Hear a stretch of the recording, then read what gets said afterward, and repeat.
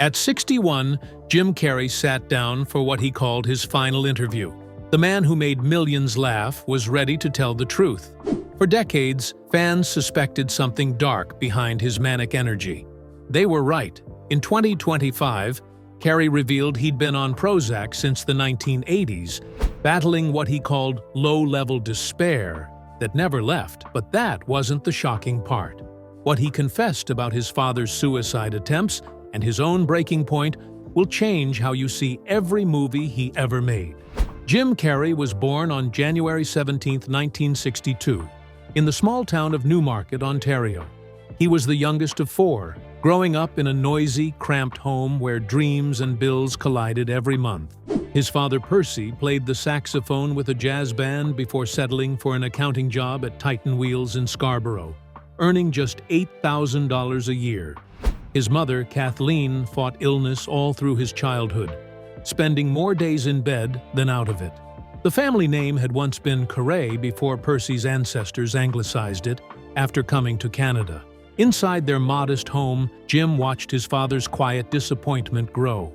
Percy had the heart of a musician trapped behind a desk, and Jim saw early that even hard work didn't guarantee safety. When he turned 8, Jim found comfort in the mirror. He would stand there for hours, twisting his face into shapes that made even his siblings stop and stare. By 10, he was so confident that he mailed a letter to Carol Burnett, telling her he was already a master of impressions. He got a polite form letter back, but to him, it was everything. He taped it to his wall like a promise. At school, he couldn't help himself. He turned every class into a show, morphing into teachers and movie stars until the principal sent him out again and again. Kids called him Rubber Face, and for a boy living in constant financial strain, those laughs were gold. Then everything collapsed in 1975, when Titan Wheels shut down without warning. Percy was 51 and suddenly unemployed.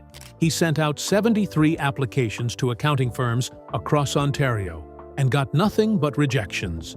The savings dried up fast, and Kathleen's medical bills ate whatever was left. Percy finally took a janitor job for $4 an hour cleaning toilets in the same kind of factory he'd once worked for as an accountant. Jim was 13, and watching the man he admired most mop the floors of men who used to shake his hand. The humiliation cut deep. Within months, they lost their home. From 1974 to 1976, the Carreys lived in a yellow Volkswagen camper van parked near Lake Ontario.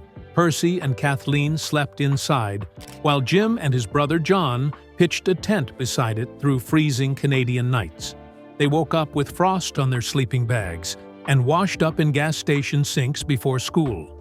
Sometimes Jim scavenged expired sandwiches from dumpsters and warmed them over the van's stove. Together, the family worked the night shift at a local factory, earning $32 for 8 hours of cleaning floors and bathrooms. Jim went to Aldershot High School during the day, half asleep, his clothes unwashed, and his mind numb. By 15, his mother's illness had worsened so much she couldn't walk on her own.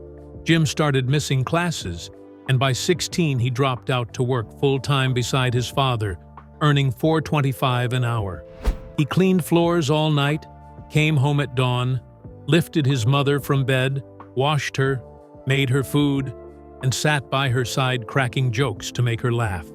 Those jokes were how he stayed sane.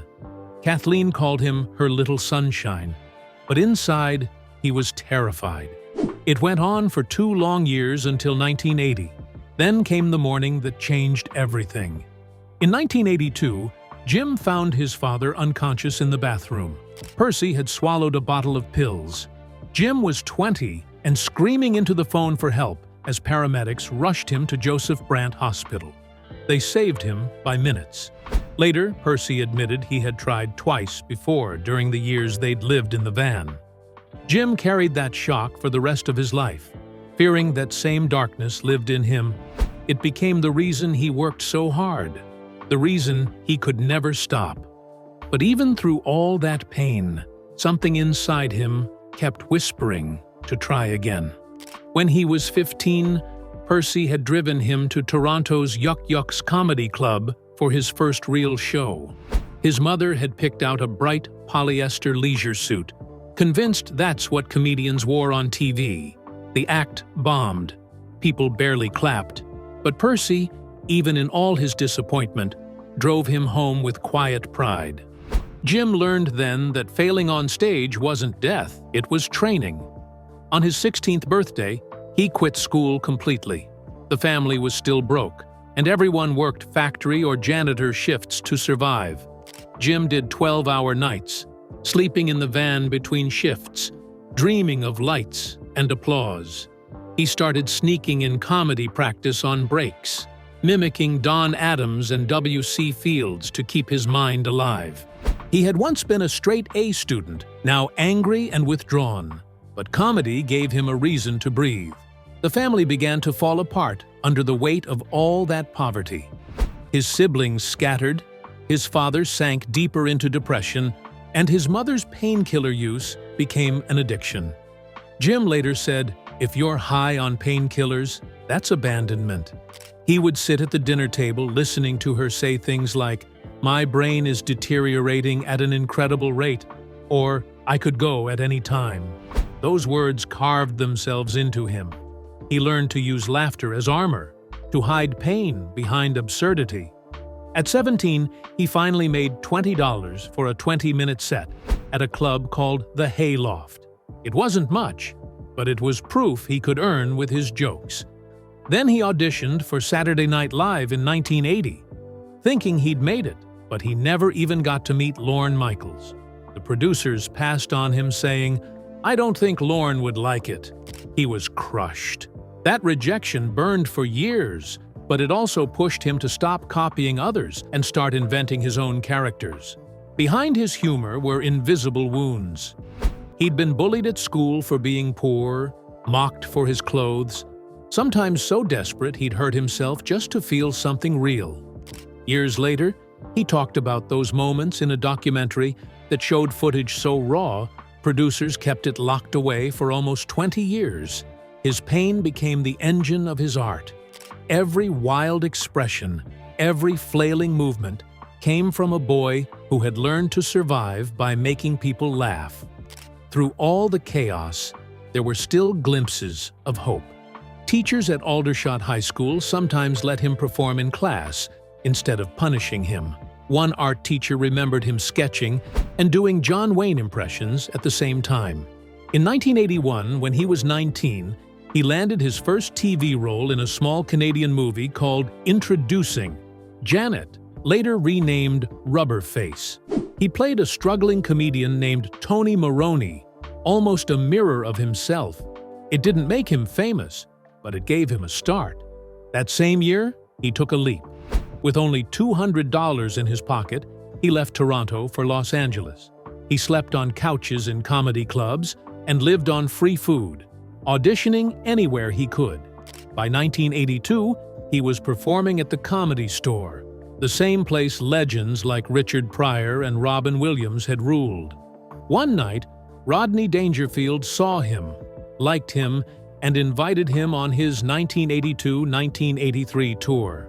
Jim was the youngest of the group, opening shows in front of thousands, yet still scraping together enough to eat once a day.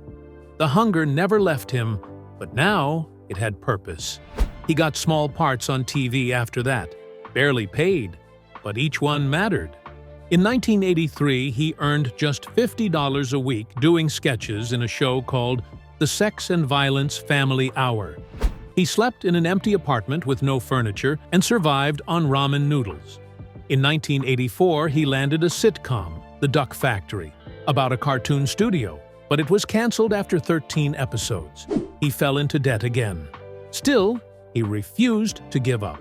In 1985, he got his first taste of success with the film Once Bitten, earning $19 million on a $1.5 million budget. Critics didn't love it, but people noticed him. The rubber-faced kid from Ontario was suddenly on the radar. Around that same time, his life veered off course again. An arrest for marijuana possession, a brief affair with Mia Farrow, and a growing dependence on cocaine to keep going through all-night rehearsals. He called that era one of his darkest. Still, he kept showing up, pushing through each audition, each rejection.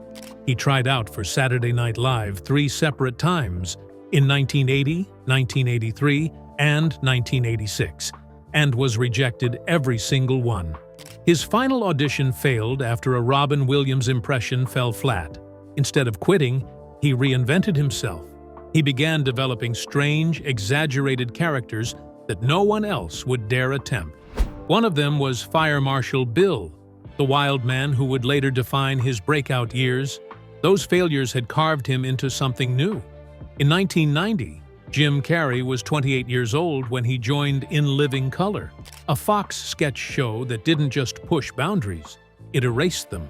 From the moment he walked on stage, his energy didn't match anyone else's. He created more than 120 sketches over 5 seasons. But one character, Fire Marshal Bill, blew up fast. With a melted face, manic stare, and the wild catchphrase, "You can call me Bill," he made people laugh and squirm at the same time. It wasn't just funny, it was unforgettable. The show started pulling in millions, and Jim's bits were the ones people remembered most. It was the first time a white comedian became the breakout star of a show built around black comedy legends like the Wayans brothers. Carrey didn't just blend in, he broke out. But behind the scenes, he was going too hard. To play characters like Vera DeMilo, a grotesque female bodybuilder, or Ice-T parodies, Carrey changed his weight constantly, gaining or losing 20 pounds in a week. He was using his body like a prop. He'd slap himself, bend in ways that looked painful, smash into furniture just to get a laugh. Critics started whispering about Emmy potential, but his own body started breaking down. During one sketch in 1992, he twisted his ankle while dancing and had to shoot the rest of the week in pain. Even then, he didn't stop. He was getting $25,000 per episode and had just bought his first house in Los Angeles. But to keep going, he started relying on Adderall. It helped him stay awake through the brutal 80-hour weeks, but it was also pulling him apart inside. At the same time, his marriage was cracking. He had met Melissa Walmer back in 1987 on the set of The Duck Factory. She saw him before the fame. But once In Living Color took off, everything changed. Fame filled the house. Late nights, strip clubs, lies. In 1995, she filed for divorce. She said he cheated with strippers, that he wasn't the same man anymore, and the court documents told the whole story. Too much success, too little balance. The audience laughed, while his marriage fell apart. Even the content of the show got tangled in bigger problems. During the 1992-1993 seasons, the sketches pushed the line so far that Fox panicked. One segment called Homeboys, mocking gang culture, pulled in over 10 million viewers, but also triggered complaints. Executives started fighting the creators over what could air. Carrey didn't hold back either. He leaned into the chaos, mocking everything from race to religion. But after years of fighting, he finally stepped away in 1994. He didn't burn out. He rocketed upward. Because that same year, Ace Ventura dropped. Nobody expected a low-budget, loudmouth pet detective to change comedy forever. The movie cost just $15 million. It made $72 million in the US alone, and $107 million worldwide. And Carrey, he improvised almost 40% of his lines. He wasn't just playing Ace, he was Ace. He blurted out, "Alrighty then," and a million kids started quoting it overnight. Studios went from laughing at him to throwing contracts on his desk. That one film turned him from TV weirdo to box office king. When he auditioned for it, he didn't even follow the script. He just started doing voices. Ray Charles, Tony Bennett. Nonsense that made no sense on paper, but hit hard in the room. He beat out 19 actors. Sean Young got cast as the lead, but she fought with Carrey and the director until they fired her. Courtney Cox took the role instead. By then, the film was rewriting itself around Carrey's madness. He'd pull random pranks mid-scene. One time, he walked past a cellist and yanked her arm mid-note, just to see what would happen. They kept it in the film. It didn't matter if the crew couldn't stop laughing or if scenes needed 20 takes. Carrey was shaping everything on the fly. He didn't just act like Ace Ventura. He became him. He stopped showering, slept in the character's apartment, dyed his hair. The lines between Jim and Ace blurred fast. When he shot the apartment raid, he improvised so much the entire crew had to redo the setup over and over. No one could control him, but no one wanted to, because the box office was speaking louder than anyone. Still, the cost was growing. For Ace Ventura, he made $350,000.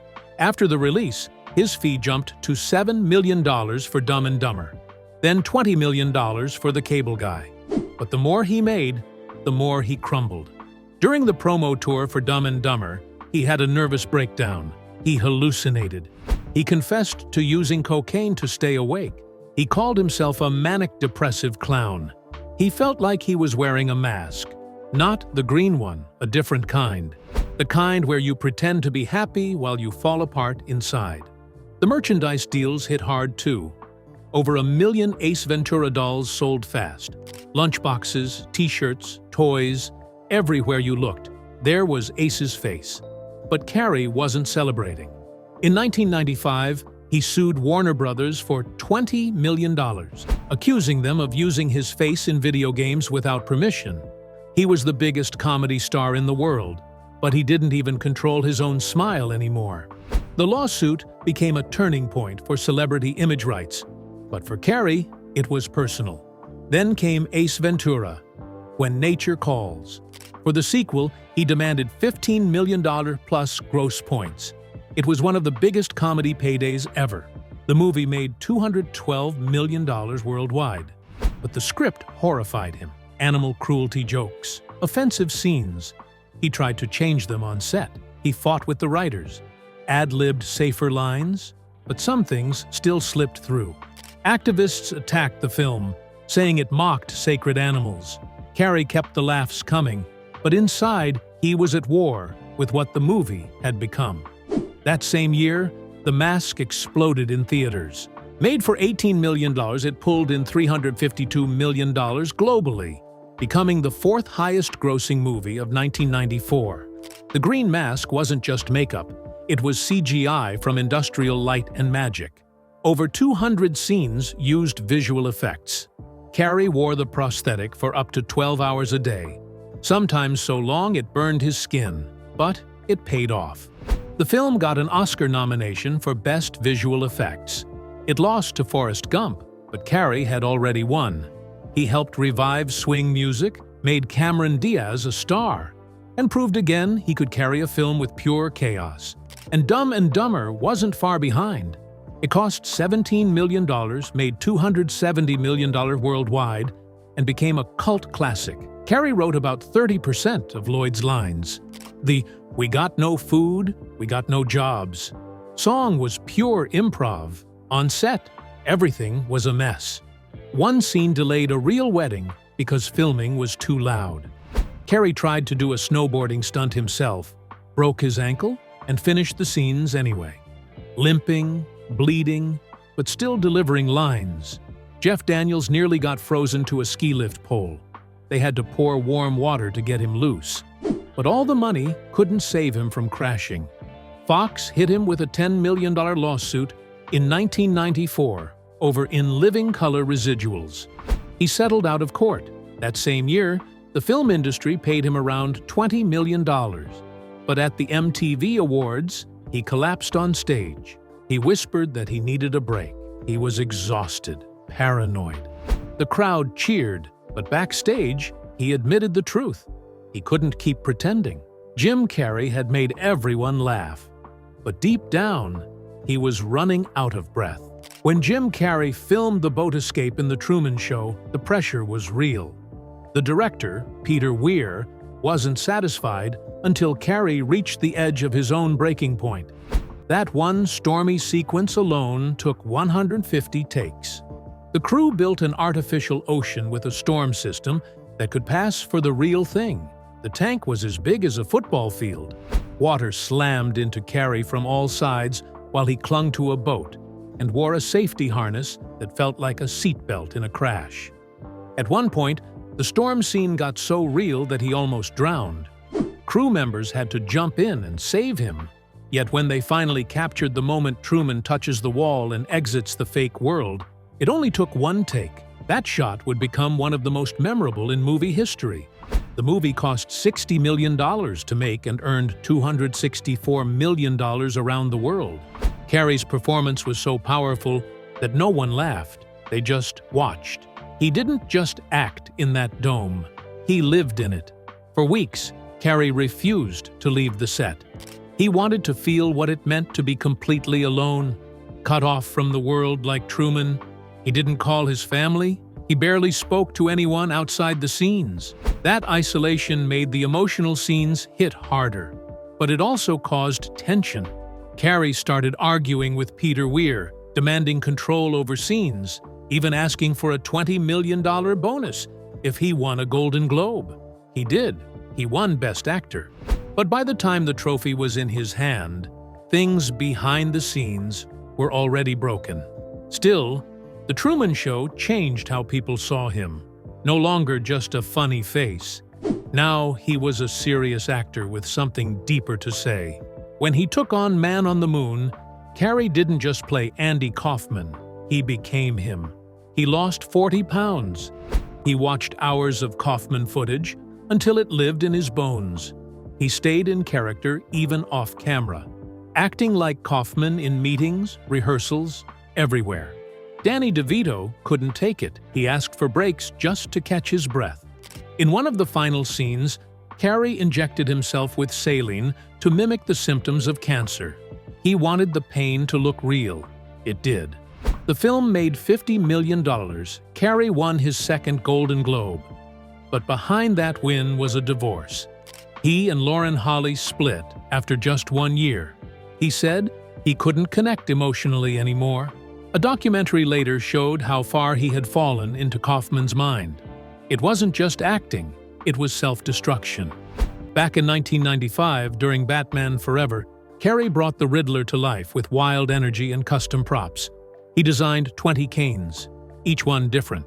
The movie made $336 million, a huge hit. But inside, Carrey was breaking. Anxiety consumed him, and he started taking Valium just to stay calm. Word of his struggle leaked. On set, Tommy Lee Jones couldn't handle his behavior, and the two clashed constantly.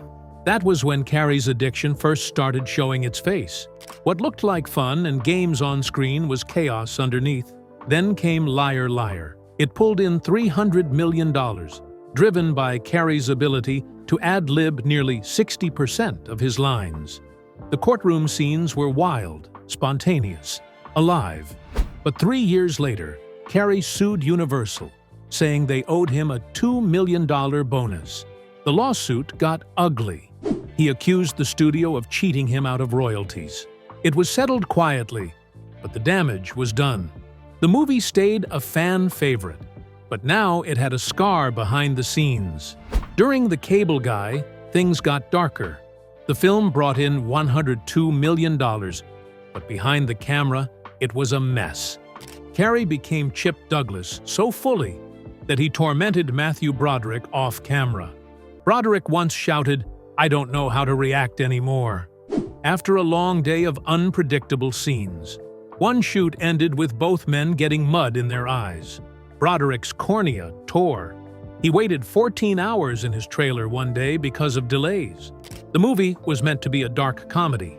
Instead, it became an uneasy experiment in pushing too far.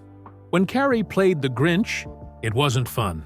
The film made $345 million, but he spent 2.5 hours every day in makeup that made him feel buried alive. The prosthetics made it hard to breathe.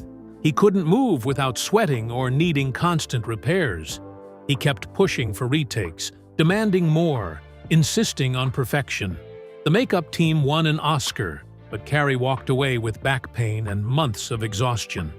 The success was huge, but the cost was written in his bones. In 2015, tragedy hit. Catriona White, an Irish makeup artist and Carrey's on and off partner, died from a drug overdose. She left a note blaming him for mental abuse and providing the pills. Her estate sued, claiming Carrey gave her STDs and painkillers and broke up with her when she was most fragile. The case shook the industry. Investigators found missing pill bottles and texts suggesting he knew what was coming. His team said it was all extortion. The case was dismissed in 2018, but the stains never washed away. In Eternal Sunshine of the Spotless Mind, Carrey played against everything he'd ever done. No laughs, no routines. The director, Michel Gondry, didn't even call action. He wanted Carrey to be lost in the moment. He was. The $72 million film was shot in chaos, with 17-hour days and no safety nets. Carrey shaved his head for one scene. He later admitted the process left him depressed. The performance was raw, but the wounds were real. It took him months to recover. His personal life wasn't spared. In 2012, his daughter Jane was diagnosed with autism. By 2018, she distanced herself, calling out his toxic views. Carrey spoke often about his dad, Percy, who lost his job when Jim was a kid. The family lived in poverty, cleaning factory floors to survive. Percy died in 2006. Carrey wrote a $10 million check for the funeral. He said it was a full circle, from scraping by in a camper van to being able to bury his father like a king. Even after hinting at retirement in 2018, Carrey returned in 2020 with Sonic the Hedgehog, which made $319 million. He joked that he came back for money, saying, "I bought a lot of stuff." He wasn't lying. He pocketed $30 million for Sonic 3. The production even printed his script in real 24-karat gold ink, just to lure him in. He said the magic brought him back. He never truly left. In 2014, Dumb and Dumber 2 surprised everyone. It made $166 million, even though critics trashed it. Carrey dropped 30 pounds to play Lloyd again. The film almost didn't happen.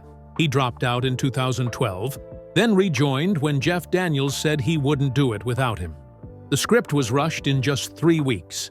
Afterward, Carrey criticized it anyway, calling it lazy. The production company was later caught in a scandal involving stolen Malaysian funds and had to settle for $60 million. Still, the movie sold tickets. By 2022, depression caught up with him again.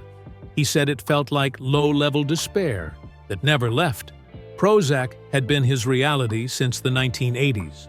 In 2017, he nearly died from pneumonia while filming Sonic 2. That moment forced him to pause.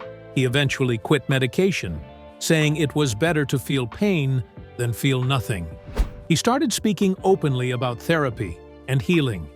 It delayed Sonic 3, but reminded people he was human. Back in 2007, the number 23 flopped with only $37 million, but it haunted Carrey more than any blockbuster. He got obsessed. He saw the number everywhere, in street signs, phone numbers, clocks. He couldn't shake it. He even started writing about numerology. After the movie, he went into therapy, trying to separate fiction from reality. He said he wouldn't take on roles that dark again. In Kick-Ass 2, he played Colonel Stars, but after the Sandy Hook school shooting, he pulled out of all promotion. He said he couldn't support a film with so much violence. His silence became the loudest statement. The film earned $60 million, but Carrey's choice made a bigger impact than the movie. By 2024, he was back again for Sonic 3, mustache glued on each morning over 3 hours. Another $30 million deal. He laughed about needing money, saying he bought too many houses. The director sending a gold ink script wasn't a joke. That really happened. Carrey admitted that kind of gesture made him feel alive. It wasn't just money, it was magic. In 2017, he stunned everyone with a viral interview at Fashion Week, saying, "There is no me." He wasn't trying to be clever. He meant it. He had studied Eckhart Tolle, meditated for years, and now felt like he wasn't a person anymore, just part of everything. He said peace didn't come from personality or fame. It came from surrender. That same year, he started painting. Hundreds of canvases inspired by what he called Christ consciousness. At Homeboy Industries in 2015, he told former inmates that forgiveness is what opens heaven's gates. He said, Jesus suffered not just physically, but emotionally, and still forgave. That's where his art came from. He wasn't acting anymore. He was searching. By 2025, Jim Carrey's movies had made over $1 billion. He won 2 Golden Globes, but never an Oscar. He once said everyone should get rich and famous just to learn that it doesn't fix anything. His biggest year was still 1994. Ace Ventura, The Mask, and Dumb and Dumber all in one stretch. But his soul lived somewhere else. He believed in peace,